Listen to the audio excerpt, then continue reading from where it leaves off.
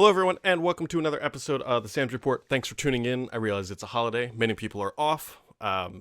Clearly, I am still podcasting because I love what I do, and you know what? The show must go on. Actually, I'll probably be jetting out a little bit early today. But today is the last podcast of the year, and what a year it's been. It's been kind of crazy, actually. I mean, if you think about everything that's happened in 2016, obviously a slew of celebrity deaths, a lot of stuff in the Microsoft world, Apple's new stuff or not new stuff. I guess depending on what your bar for new stuff is. Google kind of doing some fun things too. So been a big year. I'm not going to dive back too much. You know, there's a million posts. I've actually written a couple about taking a look back, but looking ahead to next week, CES is next week. I will be there for better, for worse. I don't particularly love CES. I've been to Vegas too many times, and that's, yeah. So I will be at CES. There should be a lot of things going on. I'll be curious to see what Microsoft's got going on. I do know that Microsoft does have a presence there. Obviously, they're not doing a keynote. They're not going to announce anything. Microsoft hasn't done that in several years, but you know, we'll see what they have. I know that they are actually on the ground. I've got some meetings over there, and it'll be interesting. And so I am actually leaving on Wednesday, and I'll be back like Saturday. The CES has just kind of turned into a quick show for, at least for me personally, mostly because there's just a whole bunch of crap there. And the stuff that they do show off that doesn't any value is usually from like Dell, Lenovo's, HP, and those guys, and potentially Harman Kardon if they're doing that speaker stuff and Cortana stuff. But most of the other stuff is just a lot of these fly-by-night companies that just pop up, and this is their one big event, and if their little crappy product doesn't do anything, they shut it down, rebrand, and launch again. And trust me, that does happen. It happens frequently, because if they don't get the PR wave that they need, yeah, then they do what they got to do. So the other annoying thing about CES is they'll announce products today or next week, but they won't launch for 6-7 months. I mean, honestly, January is a terrible time to launch a product because it's like, hey, everyone just spent all their money on Christmas. The back-to-school shopping season isn't for many, many months. I mean, people do buy laptops and PCs in the spring, but let's be honest, the majority, at least from the consumer side, is going to happen around the summer months or Christmas time because obviously holidays or back to school. So, yep. Yeah. So, anyways, some big kind of not huge announcements and kind of ripple Microsoft's strategy or anything. But one thing that was announced this week is that Microsoft lost a strategic partner as Cyanogen is shutting down. So that OEM, if it doesn't sound familiar, it is definitely to the tech enthusiast world. Those are the people who built third-party ROMs for many of the popular Android phones, and they were better optimized. They had less bloatware. Basically, you would re-image your phone, and you would run one of these ROMs, and they became insanely popular. I believe they raised actually $110 million, and they announced right around the holiday times, like earlier this week, actually, I think it was like Saturday or Sunday, that they said, hey, we're shutting down. And so Microsoft actually had a strategic partnership, as they called it, where Cyanogen was going to, well, they were loading Microsoft mobile apps into these custom ROMs and then shipping them out. And so it was helping Microsoft get more, more market share with their mobile apps, that kind of stuff. And I don't know. There was a rumor at one point that Microsoft was interested in actually buying this company. And so obviously it's a very good thing they didn't. And mostly because I'm still a firm believer of this. Android is not a good place to make money from an OEM perspective. It's maybe in the very early days, but it's oversaturated. Chinese companies and low quality vendors are kicking out Android phones that kind of tarnish the brand a little bit. And it's not the savior that many people thought it would be. I mean, look at HTC. They're not doing so great. Blackberry tried to spin it up with Android. Now, don't get me wrong. I'm not saying Android's a bad operating system, but it cannot be your only product, right? You can't just say, hey, I'm just going to build custom Android ROMs and I'm going to make a whole bunch of money doing it. There's not money in that. There's very little money in from an OEM perspective. It's generally a good gateway tool for a company to build brand and market share, but they're not going to make, margins on hardware, we've talked about this many times, are very, very low. And I can't even imagine what margins on the software that is sold to these vendors would be even. It just doesn't make sense as a business model. And we see Cyanogen just not being able to materialize, and they are shutting down. So there you go.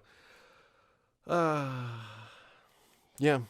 We'll see. I don't think this impacts, honestly, Microsoft in any capacity. They were just looking at a unique way to get their products. Again, their mobile strategy these days is getting their software everywhere. And this was just another medium that they were using but I don't know the financial details of how much Microsoft was paying or what. But kumbaya, that ship has sailed, and so life goes on. Something else that went on this week is that Microsoft is changing up the blue screen of death. So this is actually interesting, and actually I completely understand why they're doing this. So if you were running an insider build and if you force it to crash or it crashes on its own, you will no longer be greeted with a blue screen of death. It will now be a green screen of death. And so there's a couple reasons why they're doing this. I think Microsoft is honestly doing this so that they can tell when a machine crashes instantly whether or not it was an insider build or a retail build. And so it's like, it really took them this long to figure this out, but it makes a lot of sense. I'm pretty prolific that every time I get a blue screen of death, I take a picture of it, tweet it out, and say, hey, great OS or whatever. And I don't actually typically get that on my desktops. I usually don't get blue screens on my desktop. I usually get them on my on a Surface and occasionally, but I don't run insider builds on the metal. I always run them in a VM. So I don't know. I mean, it's not really going to affect anybody, but it's really, I think, more for Microsoft's sanity and saying, oh God, were they running an insider build or not? So they're going to a green screen of death. I wish they would have gone to a purple screen of death, mostly because purple is the color of royalty. And if you get a purple screen of death, you're royally effed, if you know what I mean. So anyways, they went green screen of death, and that's the reason why. And so this actually came up in a leaked build of Windows 10 that showed up this week. I think it's 14977 or something, or 997. I can never keep the numbers straight. We'll get to that in a second, but that's where this showed up. So anyways, also there's a bunch of fake Surface Phone images being floated around. They're fake. How do we know they're fake? Mostly because they look like crap. It's not what Microsoft Surface Phone looks like. It doesn't really match up to some of the things that I've heard about it, at least what Microsoft is contemplating. The final kind of blow being that it has actual hardware buttons for the Windows key, the back button, and the search. And Microsoft has gone very, not courageously, boldly into the virtualized buttons, right, that are on the screen. They've been doing that on many of their major phones lately. And so I can't see them going back to these physical buttons and making a smaller screen size. And so if you see them, it looks just like a Lumia. There was another thing, I think on the lens that said Carl Zeiss optics. I think Microsoft, I believe, where's my Lumia? Well, so this one does say Zeiss. I thought that they were moving away from that. I thought I heard that Microsoft was getting away. Whatever. It does say Zeiss on it. PureView Zeiss. I thought Microsoft was moving away from that, but I could be incorrect. I heard that somewhere. Anyways, I genuinely do not believe that those are real. So, yeah, that is what's going on. Other things that are coming in Windows 10. So this, I've known about this for a little bit, and I don't know if somebody tweeted or whatever caused me to remind it. Microsoft is actually building, at least contemplating in some internal builds, building a universal clipboard toggle. And I think this is, I don't know if this is tied into cache, or if this is more of like a one-clip type thing, but they are looking at actually building in the one-clip functionality directly into the OS and not through a third-party app. It's a toggle on the clipboard, and it's a universal toggle, and what it allows you to do is when you toggle that on, if you have the corresponding apps on all of your devices, it brings your content everywhere. I'll be curious to see when that materializes. I heard of this a couple weeks ago, and I just actually completely forgot about it, and so there you go.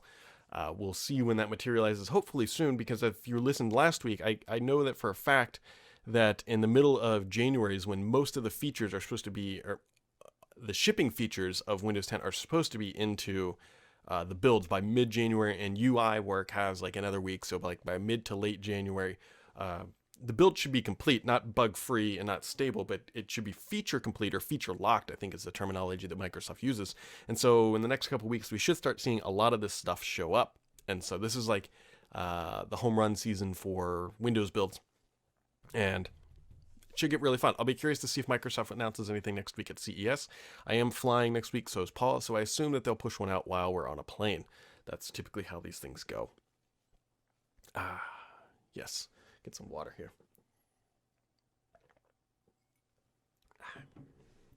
Anyways, so that is coming, and also there was a lot of stuff in this build. There's a lot of good stuff actually in this build, and it aligns to what I was saying, that Microsoft is smashing all this stuff in there. They're now introducing Cortana into the setup experience. If you installed the latest build 14997, you'll see that Cortana is now more integrated. It's probably them trying to introduce that UI and that personality very, very early on so people get comfortable and used to it and want to use it. I haven't heard recently what the usage metric rate is. I should say their quality satisfaction score, whether or not they're really happy with the usage rate. There are some numbers that floated out a couple weeks ago. You can go take a look at what I wrote up about that.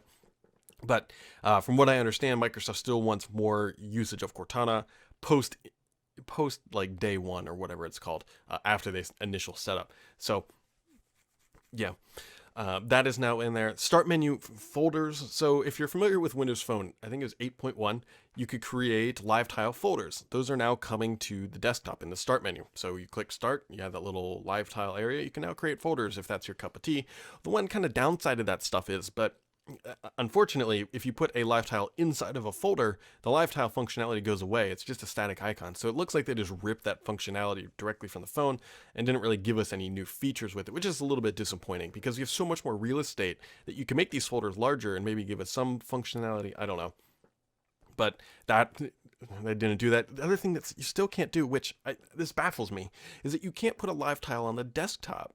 I don't understand why this can't be done, because that, to me, that's the biggest use case. Like, I would love to drag the weather tile, which I have, blown up into the big box, and put it on the desktop and just have it essentially docked in the top right corner. It's a live tile. It has information. It's much more useful for me to have it up there. Can I just like glance, what Microsoft used to call glance and go.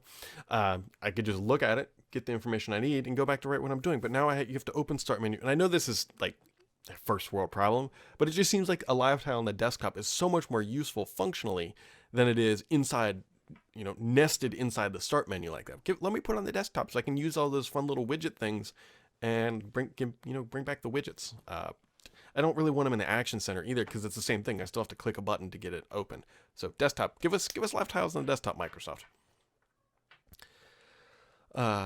As Luke said, or LEWK said in the chat room, he said the phone tile folders are still live tiles. I don't use folders on the phone, so I'm not super clear with what they did, but apparently I guess maybe they still did. Anyways, there's some new Edge improvements. Microsoft's web browser continues to inch forward slowly.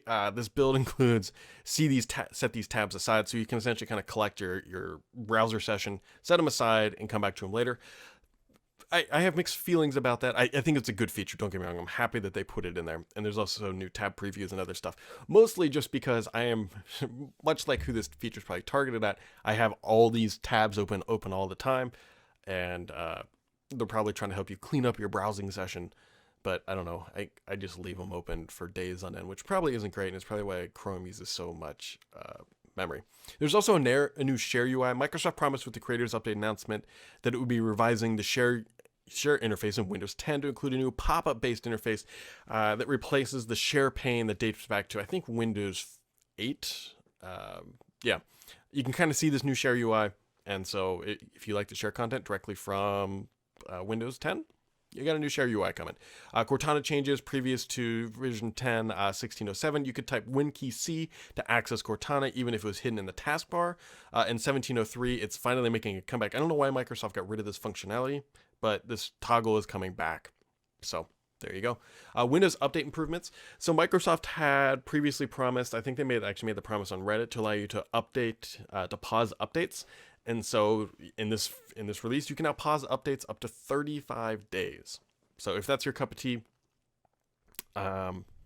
yeah, if that's what you want to do, if you want to start pausing these updates, you can for up to 35 days. I would imagine at that 35-day mark, it forces you to install. But I actually really like this because we know that for a fact that Microsoft has pushed on really bad updates with Windows 10.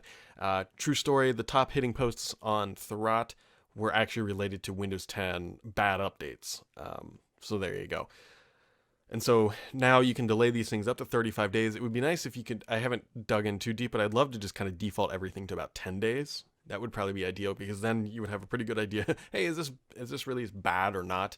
And there you go. So that pause feature is in there. Now, the interesting thing that I don't know, this is the build that leaked is for the enterprise. So we don't quite know if this is coming to all versions. I hope that it's coming to all versions. Microsoft hinted that it was coming to all versions, but we don't honestly truly know, because again, it was the enterprise build that leaked, not a like Windows 10 Pro or Home Edition that that showed up. So be on the lookout. I'll be curious to see when the next update arrives, what it has, but there you go.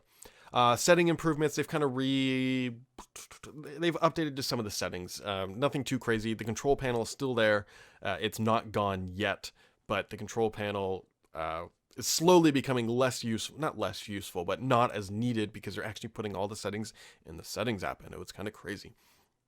The other thing too is that the blue light shift, which is the Flux variant of Windows 10, actually started to show up in this build, which, quick recap, there's studies out there that says blue light late at night won't let you go to bed as early. So what it does is it slowly reduces the blue light later in the evening as you go. Obviously, you can turn this off and on, but that is coming too.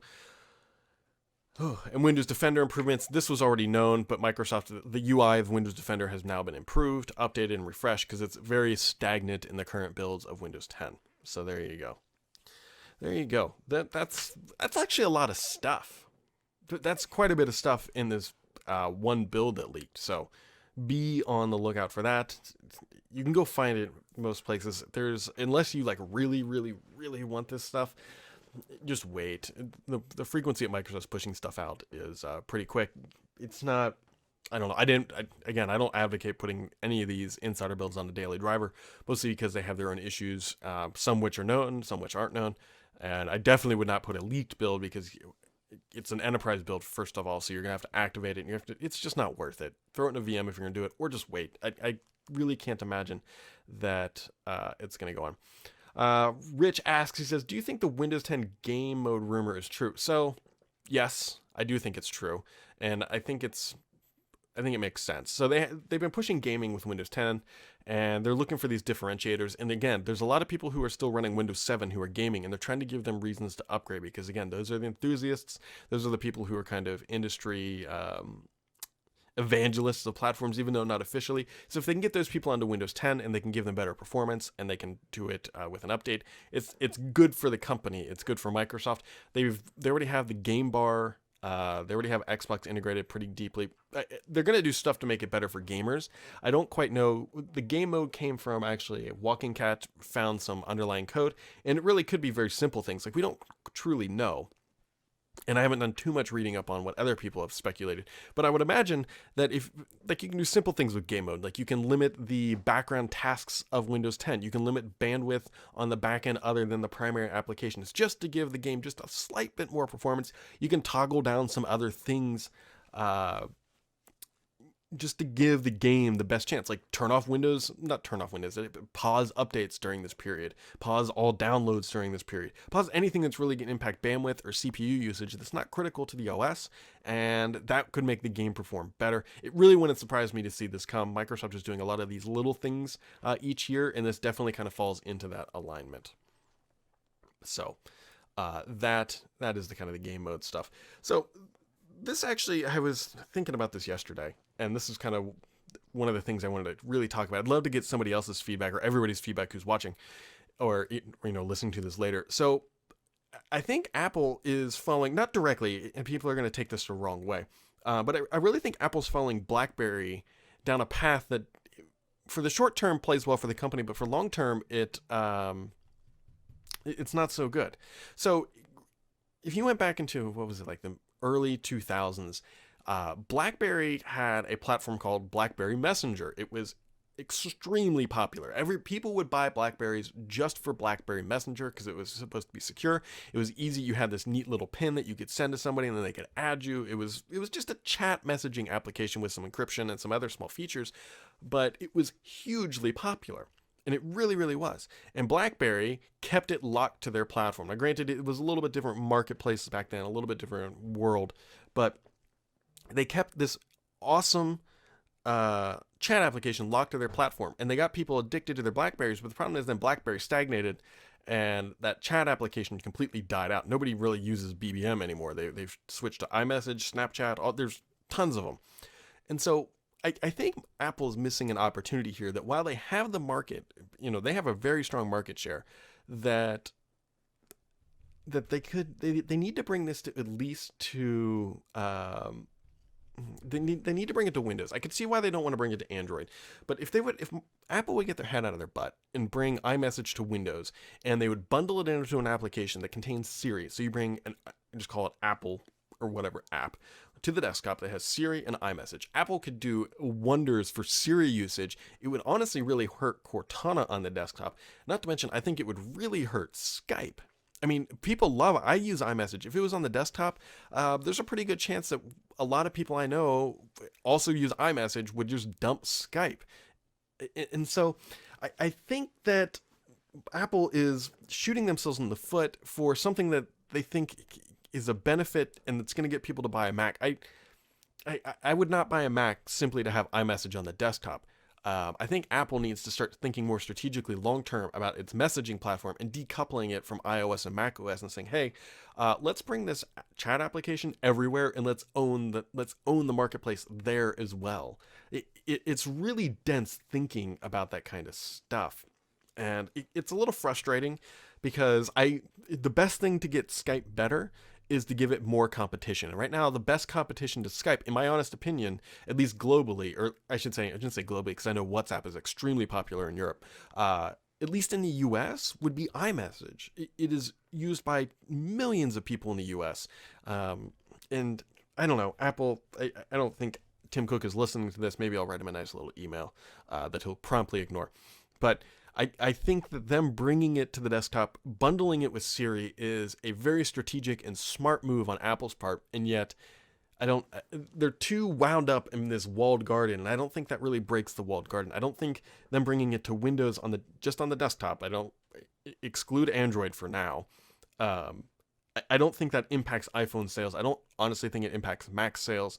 And so, I don't know. I think Apple is making the same mistake here that Blackberry Message did when they owned the market. I shouldn't say owned the market. When they had strong market share, that they didn't capitalize on the true exponential value of that tool because they were too arrogant in keeping it on their own platform. Yeah. It seems kind of baffling. I don't know. That's just kind of the thing here. So there's a bunch of reader questions this week. And I would genuinely, you can message me on Twitter or whatever. I would really, really love to know if anybody's strongly against that. Why bringing iMessage to the desktop, the Windows desktop that is, would be a bad move. Now, granted, I know I already see people in the chat room saying, hey, iTunes worked out really well. Well, iTunes worked out really well for Apple, honestly. It's a bloated thing now, but initially it has worked out very well for Apple. So whatever, you can take it to that. Jumping into reader questions here, Kadupa says, let's see here. What do you think about the feedback app hub? Is it really been useful? So he's talking about the feedback app for Windows 10. I don't think it's filled with so much random noise and I'm just trying to read here. So okay, his premise is he wants to know what is what is my thoughts on the feedback app? Actually, I'm trying to multitask here.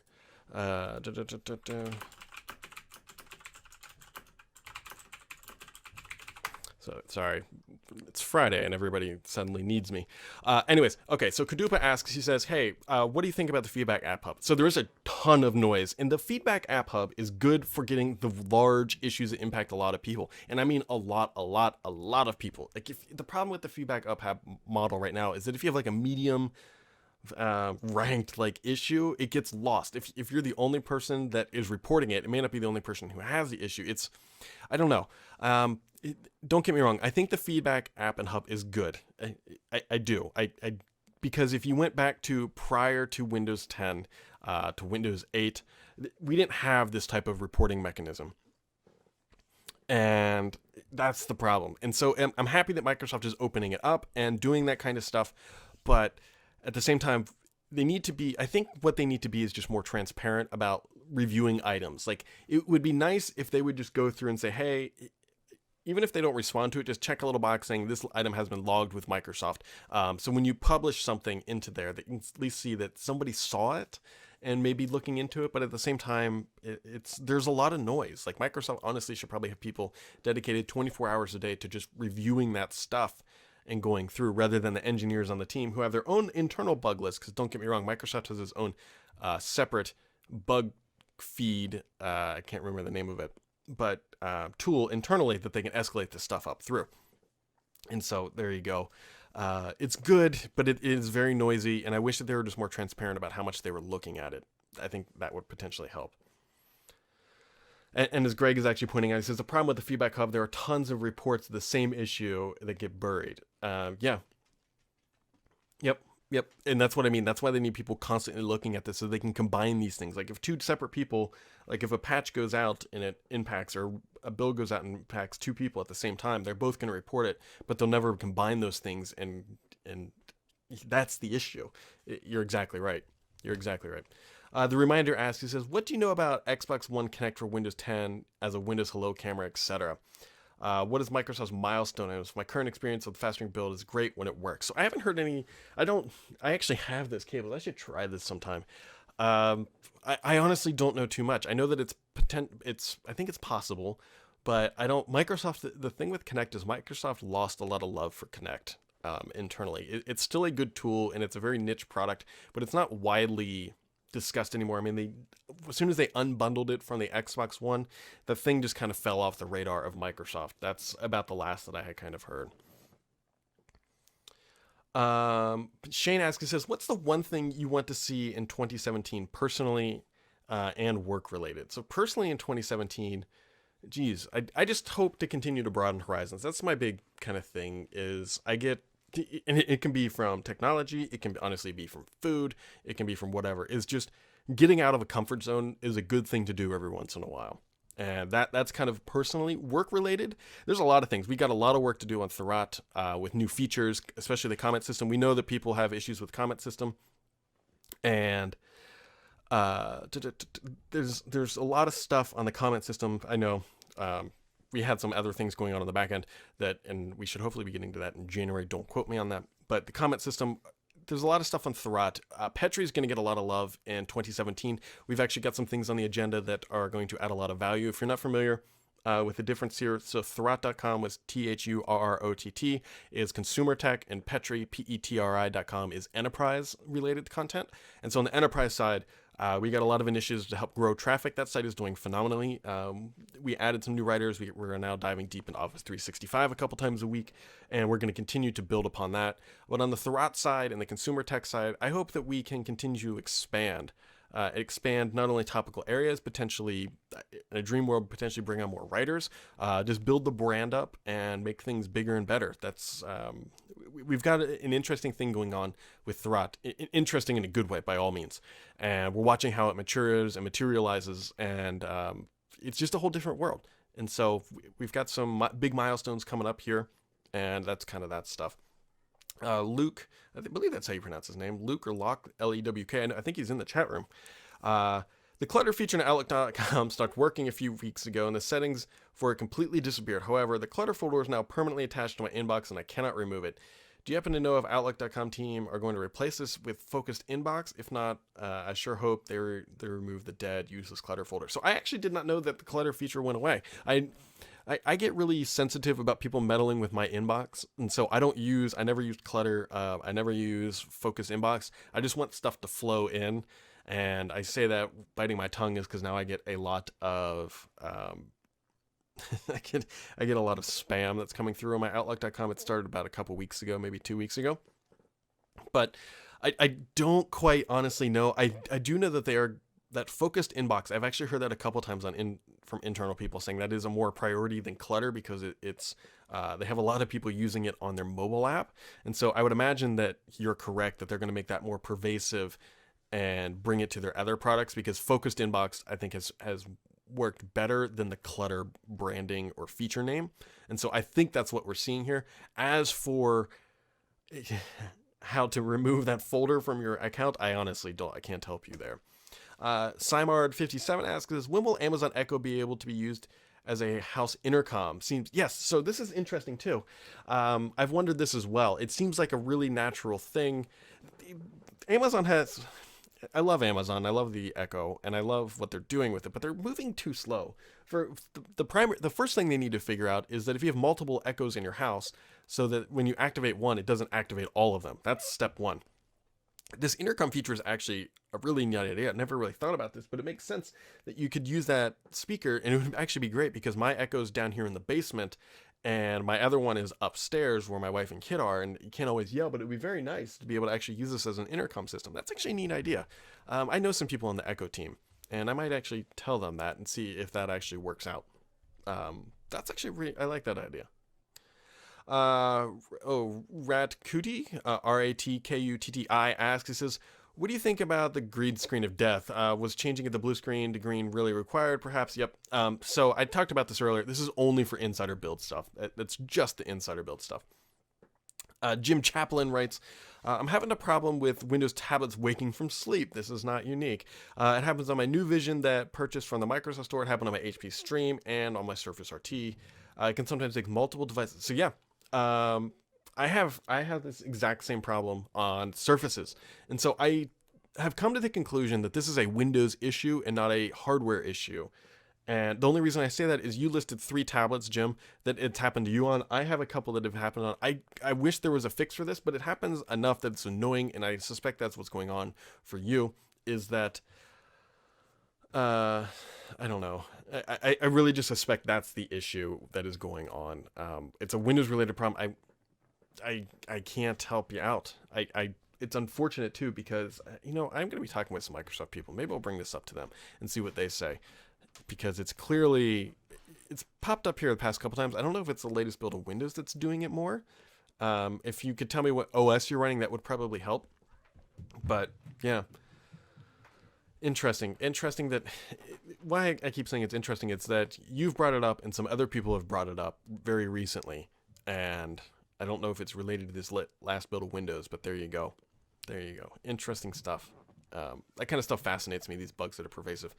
And somebody asked about concepts that they posted up of Edge on Twitter. You can actually go check out the forum. If you're wondering where these questions come from, they come from thurrott.com /forums. And then there's a Sam's Report subforum. And every week I put up a thread and people ask questions.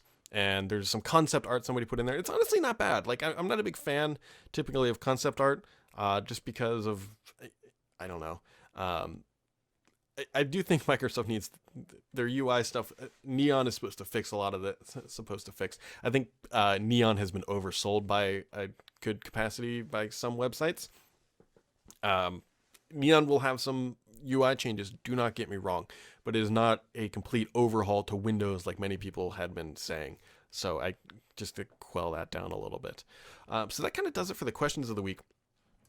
And I did this actually last time I asked this question. It was 6 months ago, almost to the day.